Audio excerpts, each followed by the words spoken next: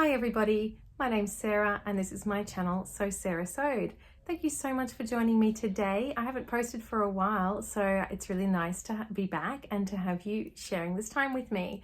Today I am going to be talking about my sewing plans for February. It's Friday and I've just gotten home from work, and today I wore this March top by Helen's Closet Patterns. Now this pattern is available in 3 different views, either as a straight top, a top with a peplum, or a dress. Now I've made the top, there's just a straight top, and I'll show you a little bit what it looks like. I've just worn it with ready to wear pants today. This fabric I had printed from a company called Next State Print. I actually got a voucher for Christmas, the Christmas before last, to use there. It's a company that has a whole library of designs from different artists, but you can also send in your own design if you like to. But this is a design by an artist called Celia Mock. I think it's absolutely beautiful. One of the things you can do with Next State Print is choose exactly how big or small you want the print to be. So I think I chose something like 73% or something like that of the original design size, and then I had it printed. From memory, I think this is a linen cotton blend, so it's actually a really lovely fabric and I love this design. This was actually, I think it was definitely up there in my top Instagram favorites from last year. It had a lot of likes, and I think a couple of reasons for that were the fact that I made it pretty soon after the March top was released, so it was probably a trending hashtag at the time. But also I made it for the Sew April Blouse Challenge, which was run by the Dahlia Society and Cloth Edit. So again, that was a hashtag that was getting a lot of views. But I do think it's a beautiful top, especially because of the fabric, and I love these sleeves. They're a bit different. However, I don't actually wear this top all that often, and I think the main reason for that is this neckline. It does come up quite high. It tends to sort of shift back a bit. But the main thing is this this section here. There's I don't know what you would call it, but it's kind of like a bib section, which is double layer of fabric.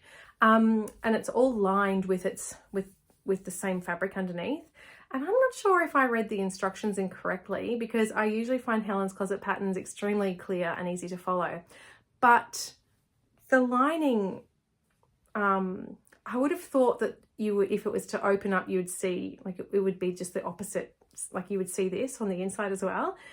So I might have put it in wrong, but I'd be interested to know if you've made this too, if this happened to yours as well, because I've seen on Instagram a couple of other people where it opens up. It doesn't make a lot of sense to me that you would see the backside of the fabric when it's lined with the same fabric. I would have thought that you would see the main fabric again as the lining. I hope that makes sense. But anyway, I do think that puts me off wearing it a little bit. But yeah, I do, it's a nice one to wear. The length for me with these pants, which are ready to wear, it's slightly too short to be able to tuck in comfortably. It keeps untucking itself. So I think it would do better with high-waisted pants, or just to be left untucked. But that's today's top. So it's February 4th, and so far this month I've done no sewing at all. I've been back at work full-time since Monday. We did return to work the week before, but we were online that week. So this week's been very busy. I've had lots of early starts and late finishes with my music rehearsals. I'm a music teacher. And even this Sunday I have another rehearsal at school. So there's been not a lot of time for sewing yet. So I'm going to keep my plans for February quite modest. And I've decided that this month my plans will mainly be for things I've never made before. So I'm looking forward to trying out some new patterns this month. Now the first thing though that I'm going to make is a pattern I have done before, but not this particular view.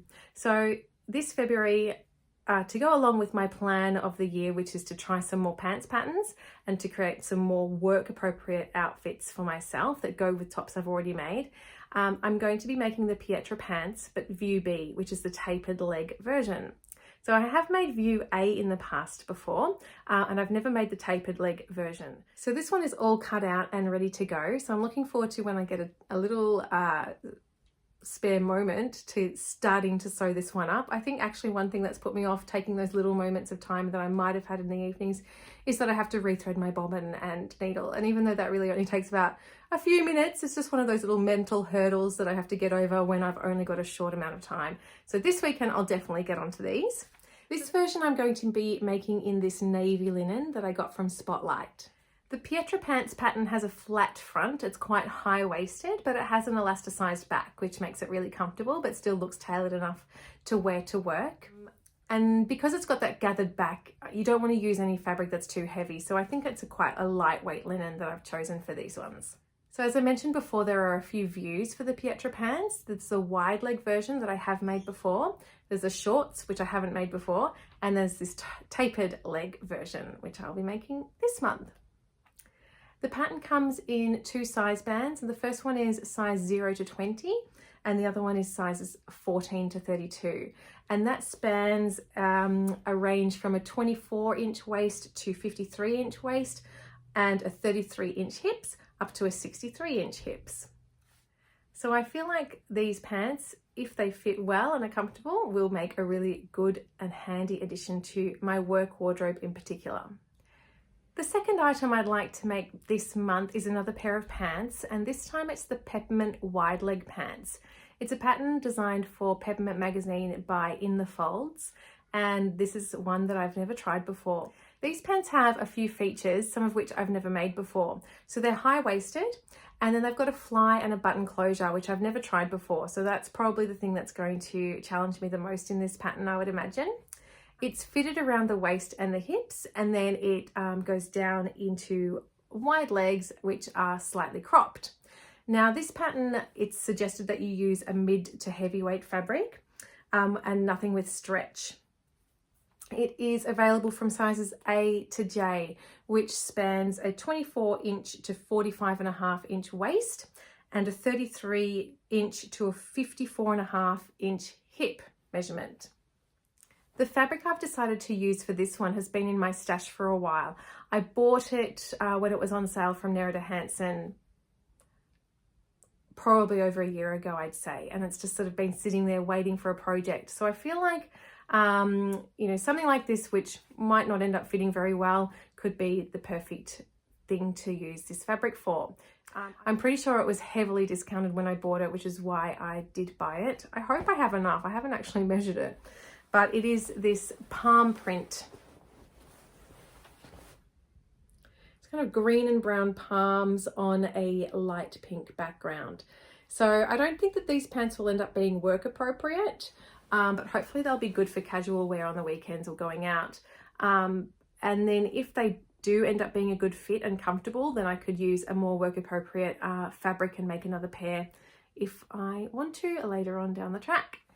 I'm pretty sure this fabric was listed as a mid-weight cotton. I'm hoping it was. It's not a really, really thick material, so I'm hoping it's thick enough that these pants will be okay. But otherwise, it's just at least good practice to get the fit right and see if these pants that I enjoy making and wearing. As my return to work got closer, I kind of went into a bit of a sewing frenzy and also a fabric buying frenzy a little bit, even though on my sort of thinking about the year ahead, I was planning to use as much of my stash as I could. But I think that I just like to distract myself sometimes with new shiny things. So I did buy some fabrics from Dupes Designs. I saw someone on Instagram talking about how they thought that the jersey fabric from Dupes Designs has become is it changed? So it was quite thin. I've made a couple of Stellan t-shirts in the old jersey from Dupes Designs, which I really find comfortable. But I've been wanting to make a jersey dress for a while, and I really thought that that fabric might be a little bit too thin for that. But when I read someone's post saying that they believe that this fabric was now a lot sturdier, I decided to snap some up. So I've got 2 more plans for the month, both patterns I haven't made before, and both using Dupes Designs jerseys. I've forgotten the name of both of these designs, but I will link to these fabrics in the description box if they're still available. Now this first one, all of Dupes Designs fabrics are so bold and fun. I absolutely love them. So this is a navy background with a very colourful, quite large print all over it. I bought 2.5 meters of this fabric with the intention of making a jersey dress, and I'd like to make the Lotta dress by Tilly and the Buttons. It's a pattern I haven't made before, but it looks really interesting because it can be made in either a woven or a knitted fabric. There are a couple of options for this dress. So it can be made knee length or it can be made midi length. And there are 2 sleeve options as well. So you can just use the grown on sleeves option, short sleeves, or there's also an option for bracelet length drop shoulder sleeves. One of the things that appealed to me about this pattern was the fact that it has an elasticized waistband. So it's quite a loose fitting dress, and then the top sort of blouses over that elastic, and then the skirt is pretty it's pretty loose as well. There's an option of adding adding patch pockets. I haven't decided whether I will. I've seen some people on Instagram add inseam pockets, but I'm not sure if I'll do that or if I'll just leave it pretty simple. I feel like this is a dress that it could be worn very comfortably during the summer. I'll probably make it around my knee length. I don't like anything too much shorter than my knees, and definitely the short sleeve version. But I think that it will layer really nicely with leggings and maybe with a turtleneck underneath in the cooler months as well. Tilly and the Buttons lists this as a beginner's pattern, and it is available from UK sizes 6 to 24. So that spans a bust size of 30 to 48 inches, waist of 24 to 42 inches, and hips of 33 to 51 inches. I'm still trying to figure out what size I'll make. I think I'll go with a size 5. I'm generally a size 5 in Tilly and the Buttons patterns. That is a UK size 14. My measurements pretty much put me there. And I think because I do want that sort of, I definitely don't want it to be fitted. But the fact that this can be made in a woven or a knit gives me the idea that there will be probably a little bit of ease there. So I think it'll work. If I use a size 5 in the jersey, it should hopefully fit really well. The other dupes jersey item I'd like to make is, I think it will be a t-shirt. So I've got this fabulous cheetah print.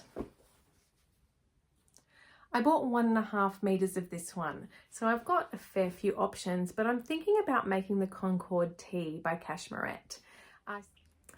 I watched Theresa from Lost My Thread do a series on t-shirt patterns recently. She does a clash of the patterns every so often, and she did 3 different t-shirts recently. And one of the ones she compared was the Concord Tee. The Concord, on her, it looked fantastic. I know she loved making it and loves the way it turned out, and I thought I might give it a go. Now this pattern also has heaps of different views to choose from. It has 3 hem lengths, 3 necklines, 2 sleeve lengths, and it's also got different ways that you can finish off the sleeves. It's a beginner pattern, and it comes in sizes 0 to 32 with 3 different cup sizes as well. I have some white ribbing in my stash, so I'm thinking about adding that to the neckline and the ribbing of one of the views. I haven't exactly figured out which view I'll be making yet, but I do think that this pattern will be what I end up using this jersey for. So I'm looking forward to that one too. So those are my main plans for the month. The other thing that I wanted to talk about was when I was reviewing my Make 9 from 2021, I talked about my quilting works in progress that I aimed to work on. So one of them I did, and the other ones didn't get touched. So I pulled out my Journey Home quilt. I was making the Journey Home quilt by Blooming Poppies, and I started that for a quilt along. I don't know, it must have been 18 months ago, and I didn't keep up, and then I bought my sewing machine, and then sewing clothes took over. But getting it out and having a look at it and seeing how much I'd done really actually inspired me to get that out again this year and to try and work towards, maybe because I'm hand piecing it, maybe just doing 1 block a month. So I'm making the throw sized quilt. It's just 9 blocks big, and I've made 3 already. So if I sort of have this goal of, if I'm sitting there watching the TV, I'm either knitting or I'm working on some hand piecing of this quilt. I keep all my little bits and pieces just in a Ziploc bag, and I was having a look and seeing, okay, so if it's all in various states of completion. So I've got 3 blocks completely done, whereas other pieces are just pinned together. And I've even, I think, got some triangles that haven't even been sewn together yet.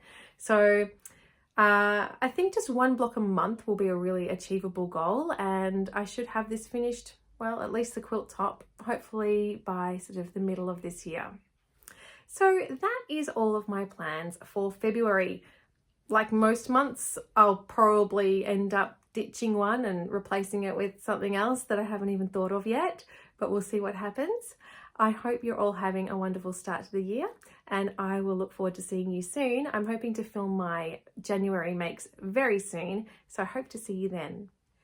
Thank you so much for watching today, and if you've enjoyed the video, please do leave a like and a comment if you'd like to have a chat, and I look forward to seeing you in the next one. See you!